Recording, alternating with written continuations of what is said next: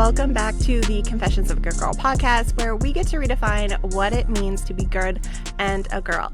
We are continuing our conversation around conditioning, which is the first principle in my signature Confess method. Conditioning is really the foundation where everything is built. It's the operation system, if you will, before we were able to choose who we were, what we were taught, how we would feel praise, punishment, silence, patterns, all of this absorbed before we even had the language to process it. So the work here is really, again, about precision and about awareness and noticing and not blame. So if you want to follow along with the work, you can go ahead and grab the Confession Method, the complete self-coaching system, from the link in the show notes. Today, we are so lucky to have our first guest speaker. Maria Crystene Serbus is a keynote speaker, leadership coach, and former occupational therapist with a master's degree and over a decade of experience working with high-achieving founders, CEOs, and organizational leaders. Her work sits in the intersection of evidence-based leadership and intuitive decision-making, helping leaders move through fear-based to purpose-led in their work, their decisions, and their lives. She supports founders, CEOs, and leaders in doing shadow work, self-reflection, and is supporting with intuitive coaching inside of her group programs, workshops, and keynotes. She is the host of the Awaken with Maria podcast and the founder of Maria Service, LLC, a purpose-driven leadership brand serving leaders globally. I wanted to bring Maria in specifically to talk about conditioning because of her work with reprogramming, and I am super honored to have her here with us today. Welcome, Maria. Audrey, thank you so much for having me. Thank you for that beautiful intro, and I'm really excited to be here and to speak on this topic. As you just mentioned, it is so important because it is literally the operating system that which we see the world, and so I can't wait to dig in. Thank you so much for being here. I'm really excited to get started too. So as I prepared for this episode, I wanted to talk about conditioning in a way that I haven't really seen talked about before. So I compiled some questions and I'd love to just see where they take us. First, I really want to know, how do you define conditioning and how is it different from like your personality or like the way you were raised? Yeah. Okay, so I like to put it like, I know when I was growing up, and even like going through just early work development, we would take a personality test. And later down the road, I realized that personality is oftentimes like the hats or the masks that we learned to put on. So it's oftentimes not really our true authentic self. It's not that personality can't have some qualities, of course, but personality really can be rooted in like, who do I need to be to fit in? And so if you take off the masks, if you take off the different hats that we learn to wear, or another good one that I love is like the Enneagram test. It speaks to really what motivates us, kind of like what motivated me to put on this hat. And so when it comes to Enneagram, I was a textbook people pleaser, gotta help everybody, success perfectionist. But it was hats. What I love about conditioning when we talk about this, it means looking at what are the beliefs and the filters through which I'm viewing the world. And here's the kicker. Here's what most people don't realize. They maybe get curious enough to look at like, what is my conditioning? What is my beliefs? What is my filter? But then they stop there. They think like, well, this is the box that I'm in. This is the hand that I've been dealt. Ah, well. What we know now from like all of this neuroscience and rich conversation with working with the subconscious mind, just like with the conscious mind, we can shift our thoughts, we can shift our beliefs, we can shift the filter through which we see the world. And so in the intro, you called it like, it's our operating system. Conditioning is your operating system, but you actually get to upgrade it, just like how the Apple phone gets to upgrade every year. We can do the same. The difference is that it is an intentional choice, and it does take, quote unquote, work. It does take a rewiring or reconditioning process. Right. I love that you mentioned the Enneagram specifically because that was a really hard test for me. I got every other kind of number under the sun. Like, you're a 9, you're an 8, you're a 7, you're a 4, you're a 3, you're a 2. I'm like, good Lord, what am I? And then I took that one that actually like you have to pay for. I'll put it in the show notes. But I took that and it actually told me I was an Enneagram 5. And I was like, nah, I don't know about that.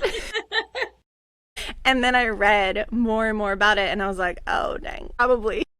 Yes. Yes. So I love that you mentioned that. Oh, the analogy with Apple, absolutely, because we think of it as like this operating system, right? And we're constantly getting new computers or getting told we need to upgrade or back up our system or get a new download, all the things. Like even my car needs to get a computer update. So like why would we stop and think that we don't need one? That Yes. doesn't make any sense. Yes, and pause right there for a second because I want to point this out because people you'll notice it. There's this thing right now in like the healing industry, the spiritual industry, the personal development industry where we talk about getting an upgrade, reprogramming our subconscious mind. And ego, our ego will say, "Oh, are you saying I'm not good enough? Are you saying that I'm not good right now? Like I got to be better?" Here's the thing. That's ego talking. Those are wounds, right? I'm not saying that that's invalid, but Right. actually when you think about it, when you upgrade your operating system for your phone, nobody takes it personally. Right. Apple isn't taking it personally. It's not like, "Oh no, our software developers sucked for, version 2.0 and we're going to version 3.0." No, they just see it as like, "Hey, version 2.0 taught us something.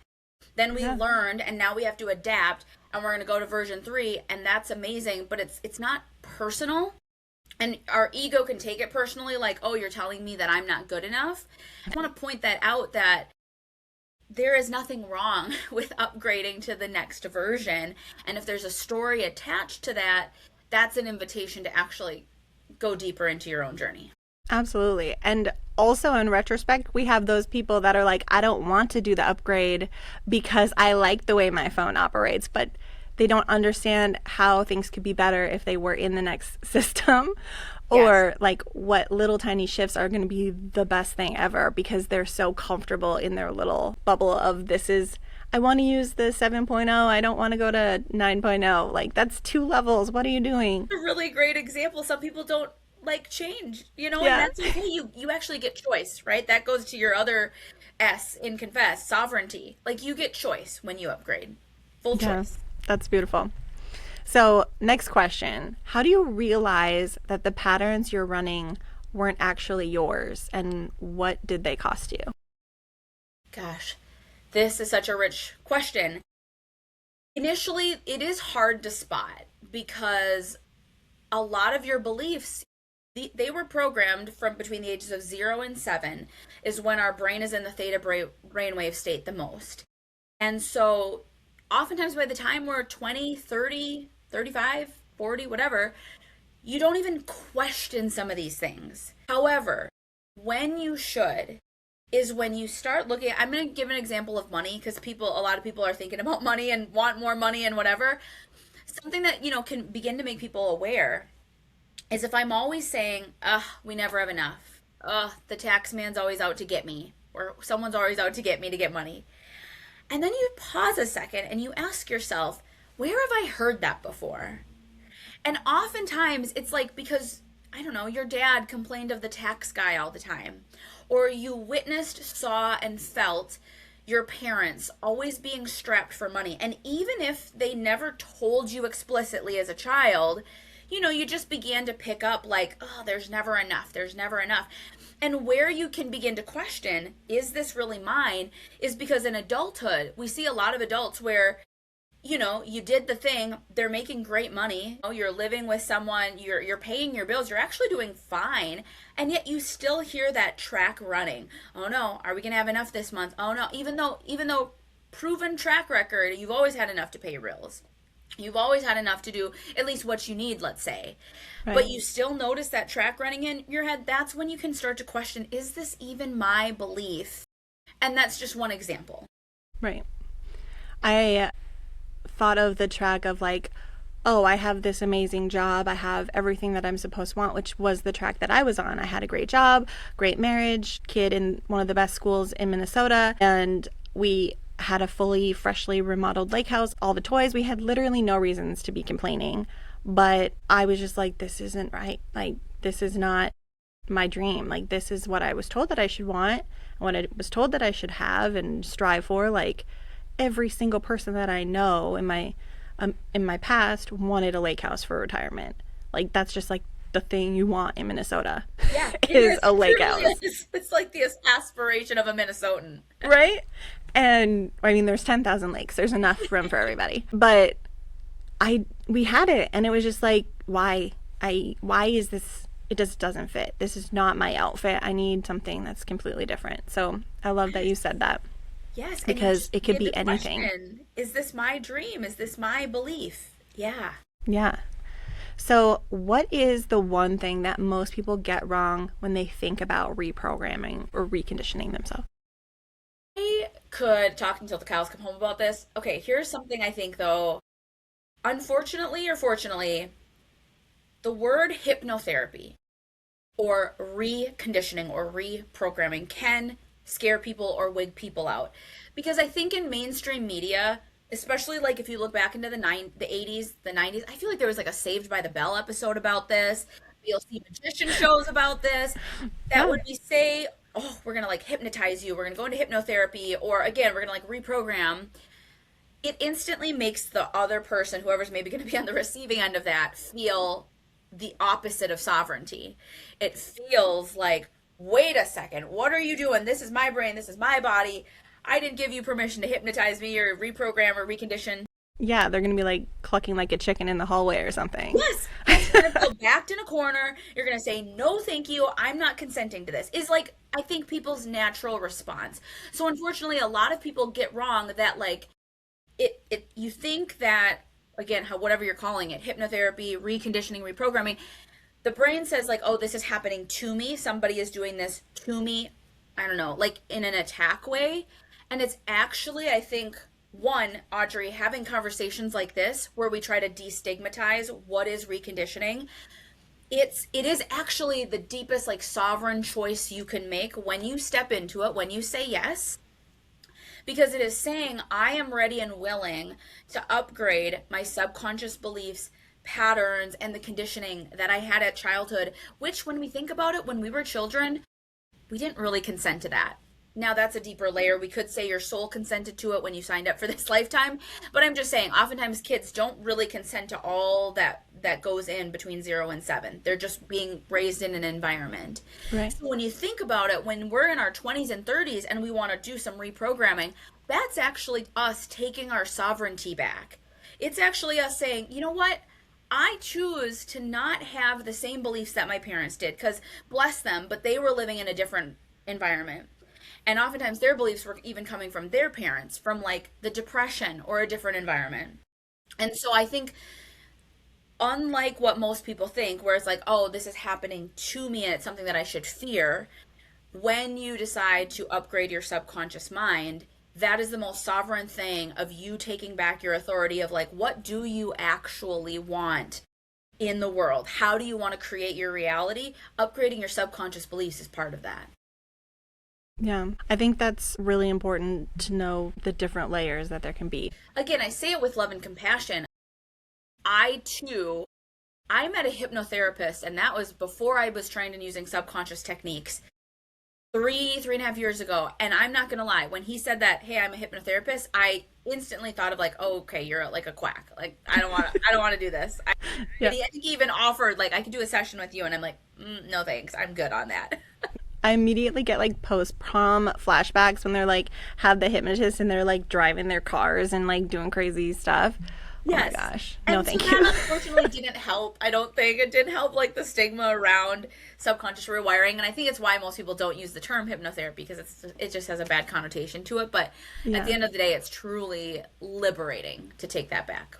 Yeah, I love that. I also love how you talked about how you can come at it from a different perspective and you can have these different beliefs. But I think the important undernote there was that maybe you're not ready for it right now. That doesn't mean that you're not going to be ready for it in the future. I remember the first time that I heard someone tell me that my soul chose to come down and experience all that. And I was like, bitch, no, it didn't. Like, what?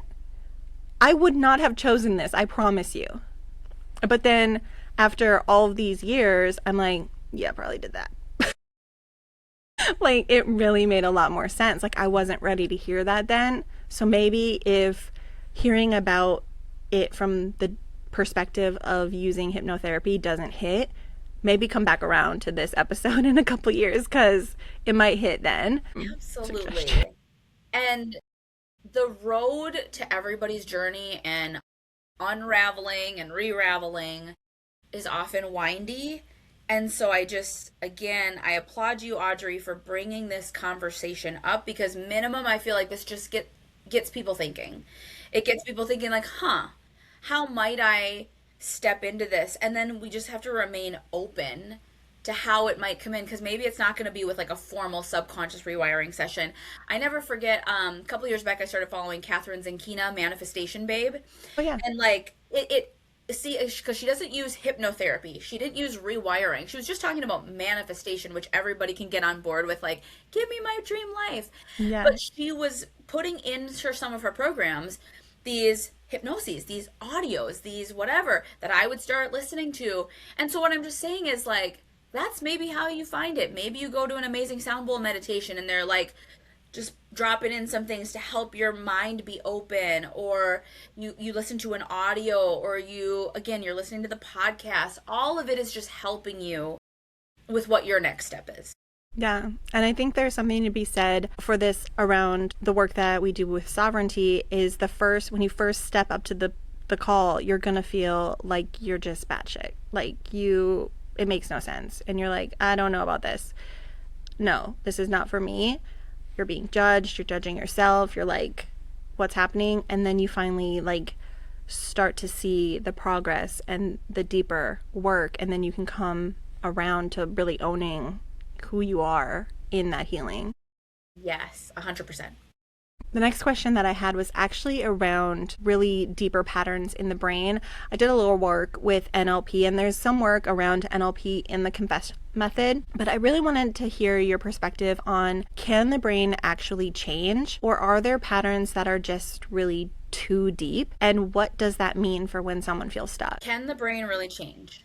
Yes, times 100. There was a time where I dove deep into like neuroplasticity. It was a time where I was trying to honestly heal. I wouldn't have called it healed. I was trying to fix my own anxiety back in 2017, 2018. I was taking some deeper courses on mindfulness, neuroplasticity, somatic techniques, all of that. The neat thing about neuroplasticity as they're coming out though about it is just that like how crazy it is. And it's not even, I know people even think like, oh, but once I get to a certain age, I'm sure this can't change. There have been amazing results of people 50s, 60s, 70s, 80s who they may have some deep like trigger or something. Maybe they have really low self-worth and that always comes out then at their family members. And some beautiful success stories of when they go back and they rewire those deep patterns around self-worth and they kind of reparent themselves, right? It's a process. It's not like a quick one and done. I won't say that. But when they commit to the work of reprogramming, rewiring, finding safety back in their body, it's like night and day, right? That person's interaction with their family is no longer from proving energy. It's no longer from, oh no, but I've been like this my whole life for 70 years. So just speaking to the fact that yes, the brain can change. It's been proven time and time again in all these studies. And also age really isn't a factor. The biggest factor is honestly, the person has to desire to change. That is one of the biggest factors. Because if it's being impressed upon them by, let's say, family, a loved one, and they don't really want to make the change, I will say, like, especially when it comes to subconscious rewiring, you can do a session, but if the desire for change is truly not there, it's you can revert back to old patterns. So now to the layer of, this is where it gets wild, to the layer of, is there something that's too deep that can't be shifted? No. The technique that I use is called Theta Healing. Theta Healing was channeled by a woman named Viana Steibel. And with that technique specifically, and here's the other thing, there's plenty of techniques to rewire the subconscious mind, NLP, formal hypnotherapy, RRT, RTT. In this one though, she talks about how the level of rewiring that happens at a core level, things that have happened in this lifetime. Then the repatterning happens at an ancestral DNA level. So things that happen to maybe your grandparents and great grandparents of why you're in scarcity that has nothing to do with this timeline can be rewired. All the way back to, depending on where people are listening and how woo you are, but it goes to the past life level. So things that your soul is carrying from other lifetimes, from other incarnations, it rewires. And then finally, the deepest layer is the soul level, things that at the core that the soul is holding on to.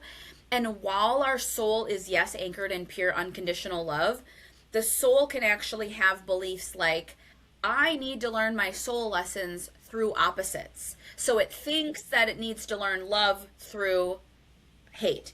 It thinks that it needs to learn belonging through loneliness. And the soul thinks that this is a more efficient way to learn its lessons. And so sometimes the wiring that we do is at the soul level to say, actually, I can learn all of my lessons through unconditional love.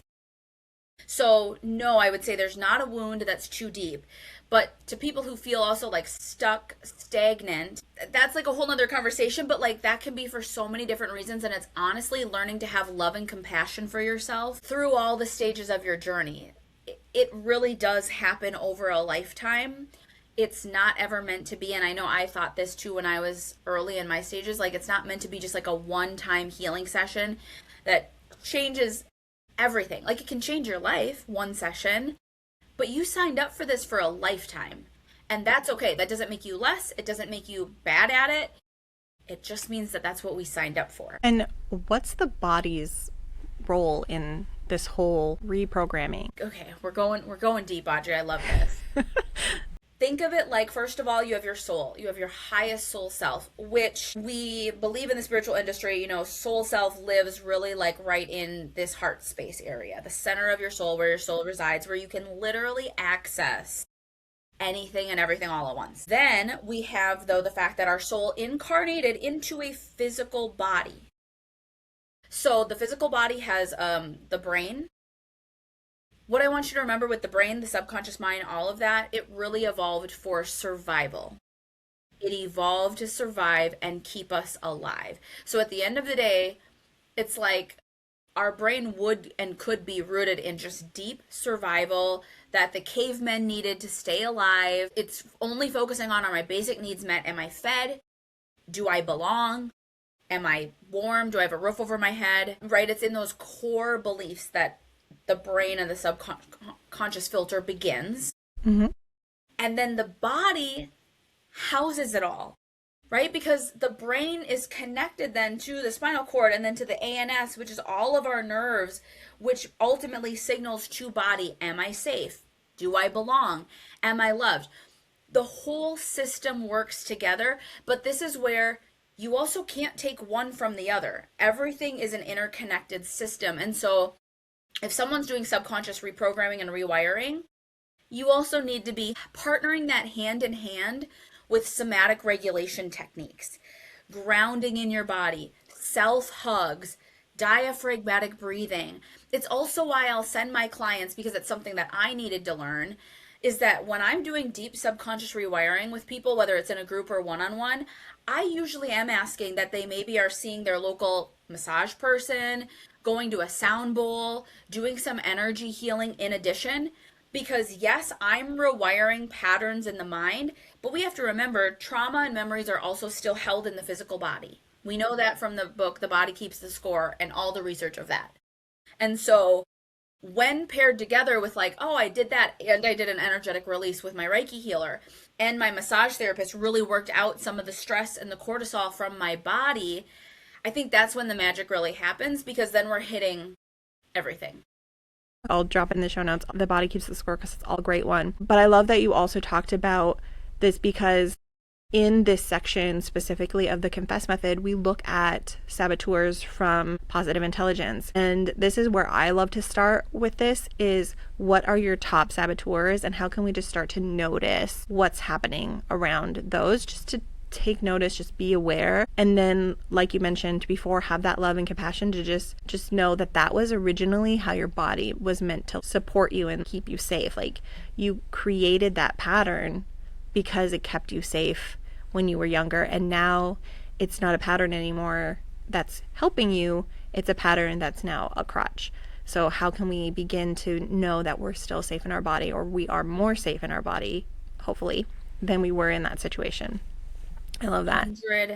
100%. And again, like this is an interconnected system. And so like you said, to the comment about saboteurs, it's things that we developed and learned how to become to stay safe, because you could be in an environment where you had an adult or a grown up or someone in your vicinity who was chaos, not safe. They were maybe withholding love or whatever it was.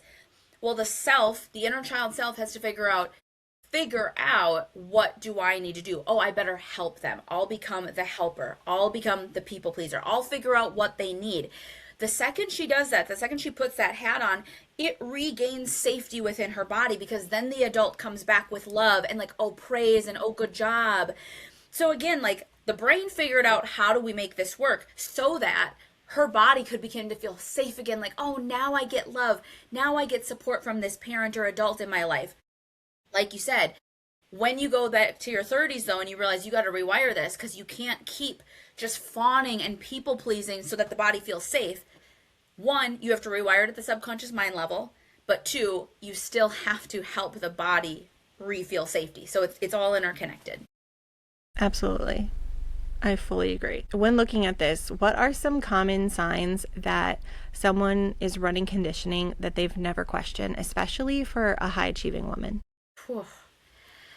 This is hard. This is really hard work, because if you are a high achiever, hardworking, successful woman, just about every pattern that you're running that has brought you success, that has brought you accolades, accomplishments, praise, just about every single one of that is actually coming likely from a subconscious pattern that you've outgrown.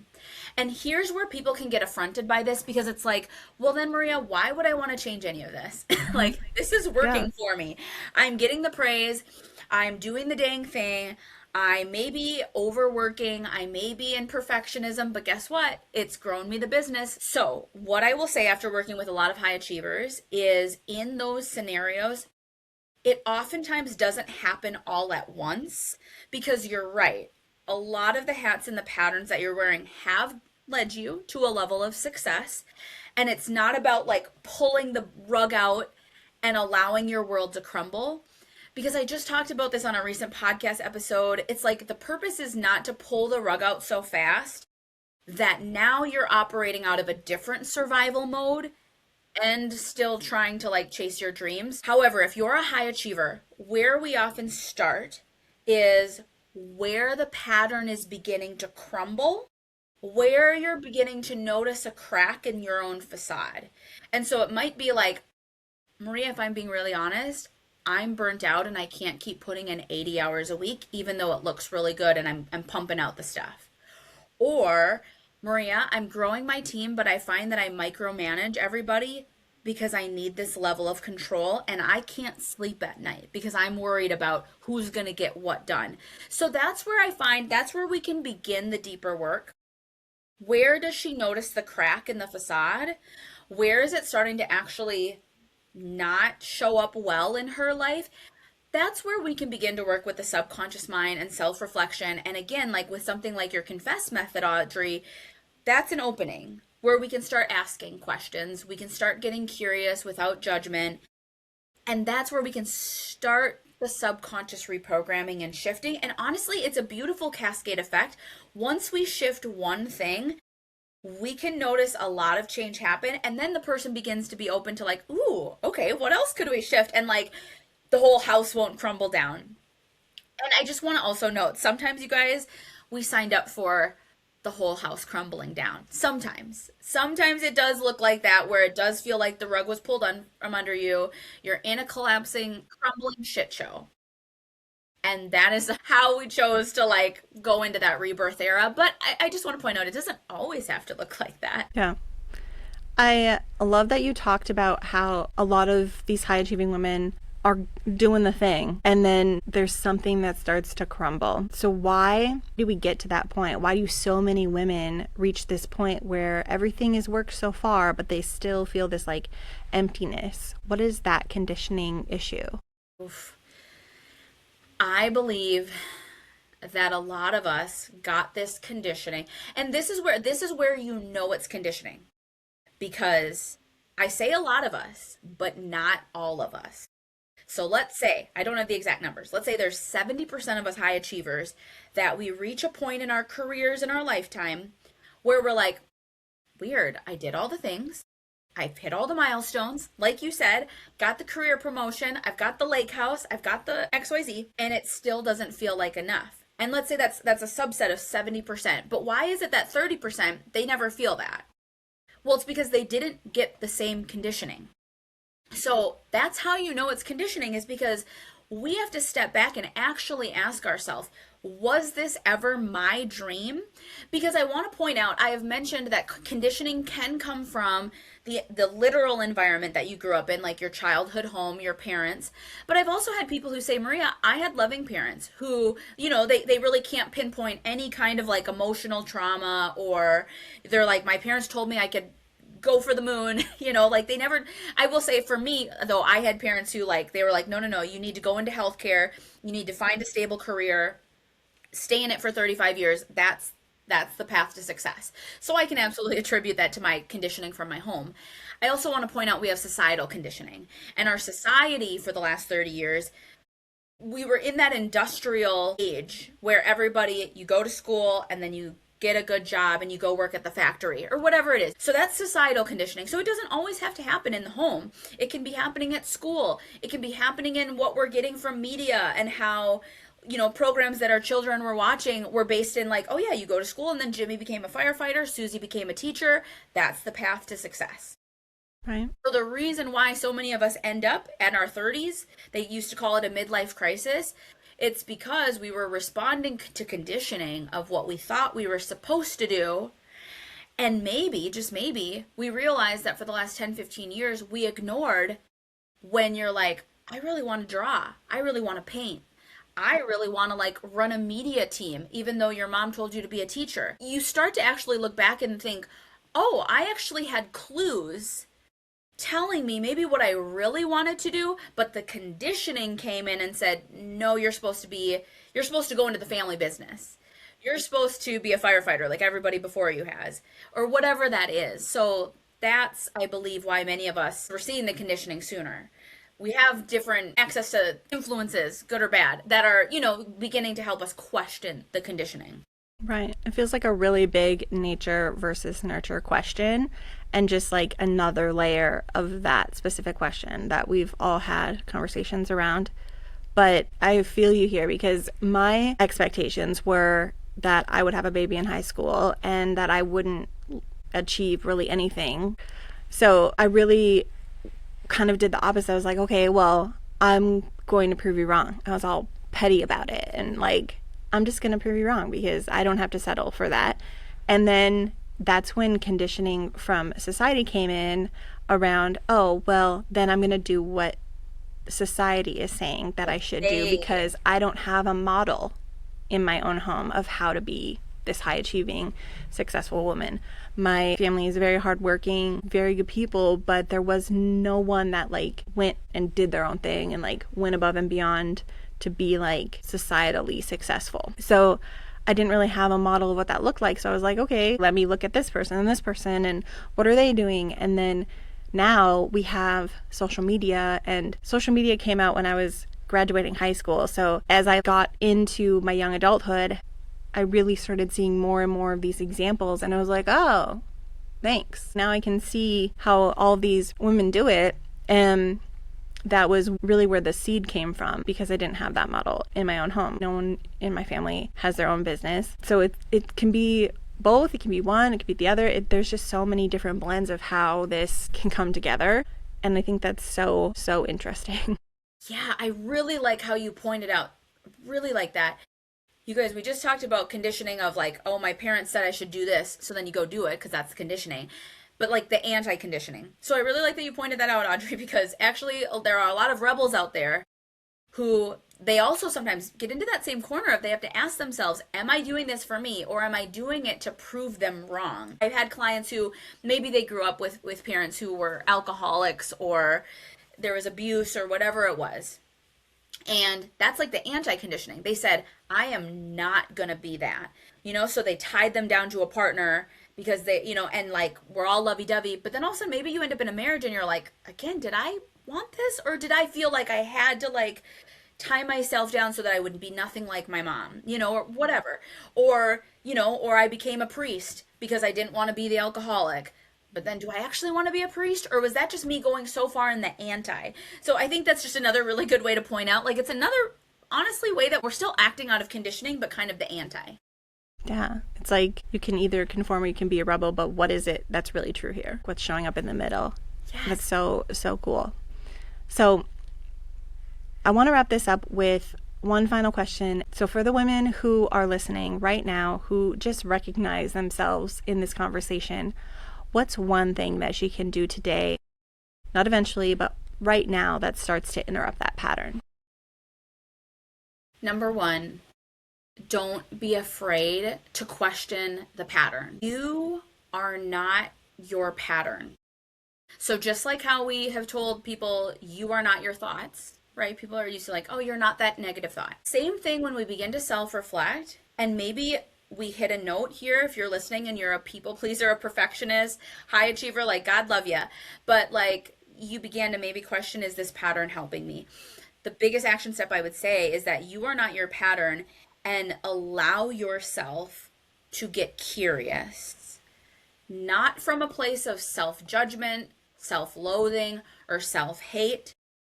Awareness is the biggest thing that you can step into right now from this non-judgmental, curious place, because you have to remember you're not the pattern, but you need to be able to see the pattern in order to begin operating differently, in order to gain true sovereignty and have full choice. You have to begin to see the pattern for what it is. Yeah, I fully agree.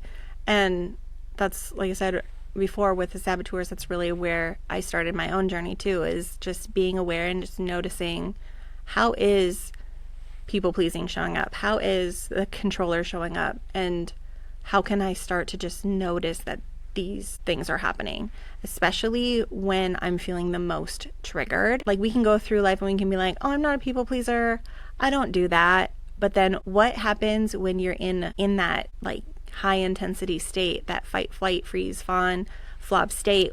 What are you doing? And what's showing up there? Because that's really where I needed to start noticing first, and where I encourage other people to start noticing, is how is that showing up? And just being with it and being like, okay, I did that. Like some self-responsibility in ownership of what's taking place, not in a judgmental way, but just in a, okay, that happened kind of a way.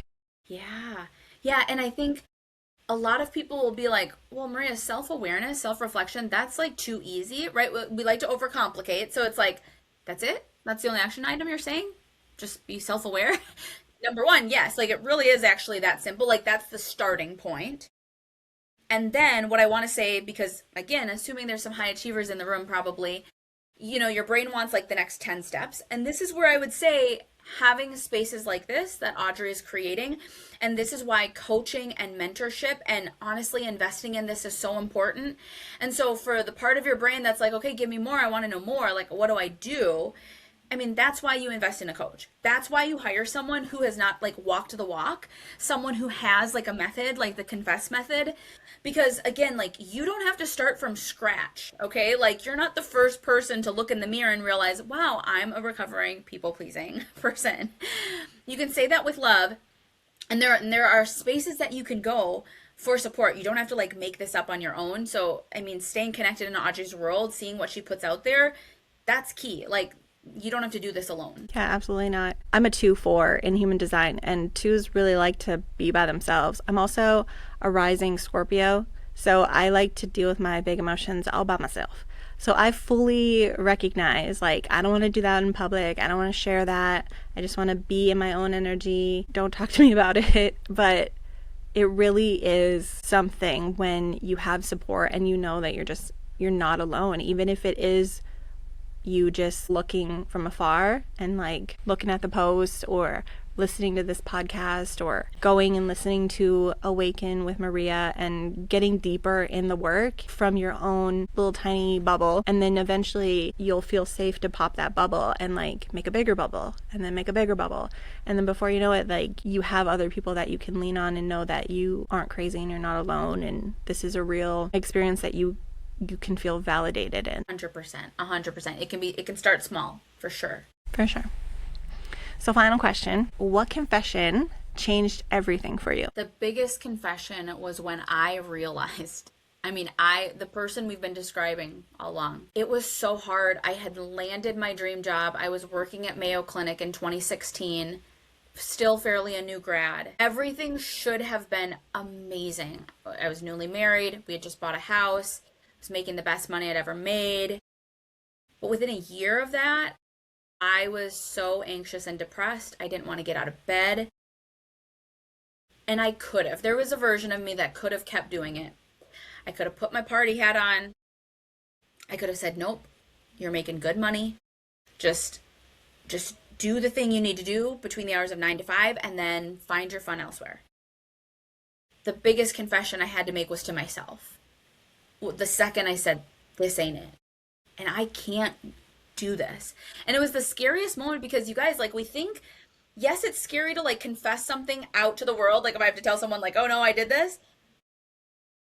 Who you are with yourself, when you start to like take off the hats and the masks, it's the most affronting thing at first because you're realizing like, oh shit, I'm not this mask.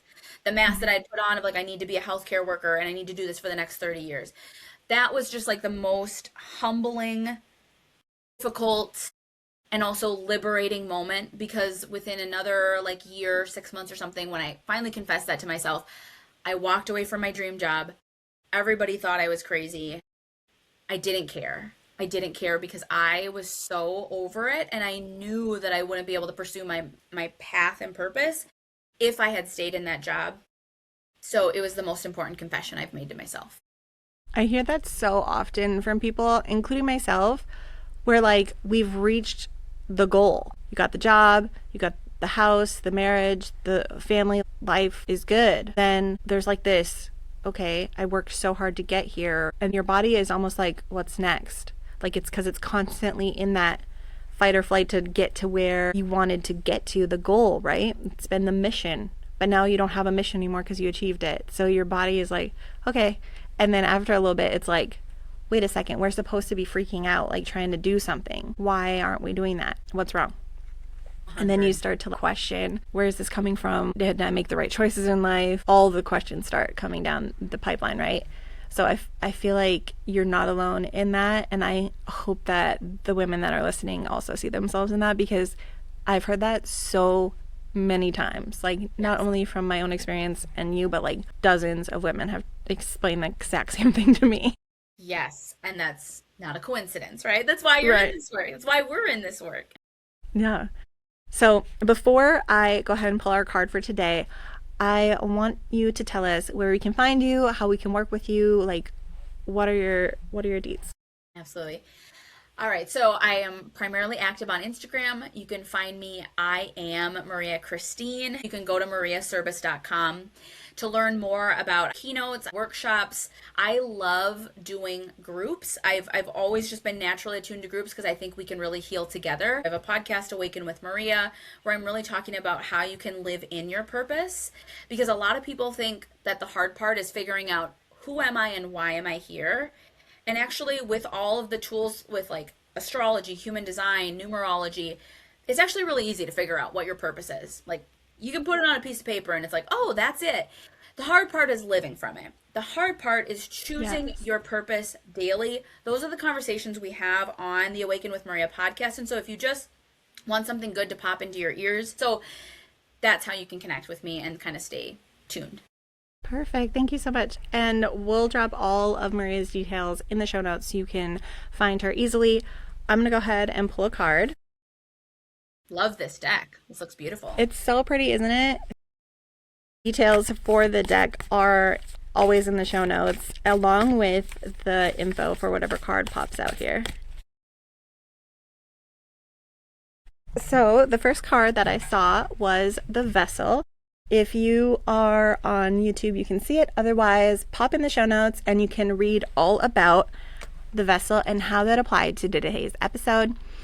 Next week, we are continuing our conversation with conditioning and a little girl talk, so be sure to subscribe so you don't miss the next episode. I'm so excited for that episode because we're going to talk about what it means to really be honest with being the good girl and like get different perspectives on that in a real, fun, honest way. So it's going to be a really good conversation. If you want to follow along as we dive deeper into the Confess method, again, the link for the PDF is in the show notes. And I'm telling you, this is literally the best resource for whatever level of healing you're in. Everything that I've ever learned over the last 5+ years is all in one spot in a systemized, proven way that actually works. It's not just a bunch of lessons like smushed together. It's a systemized way to make sure that you get guided through the healing process and get all of the information in a digestible way. So thank you again, Maria, for being here, and thank you to everybody that's listening. And remember, we do not confess to be forgiven. We confess to be free.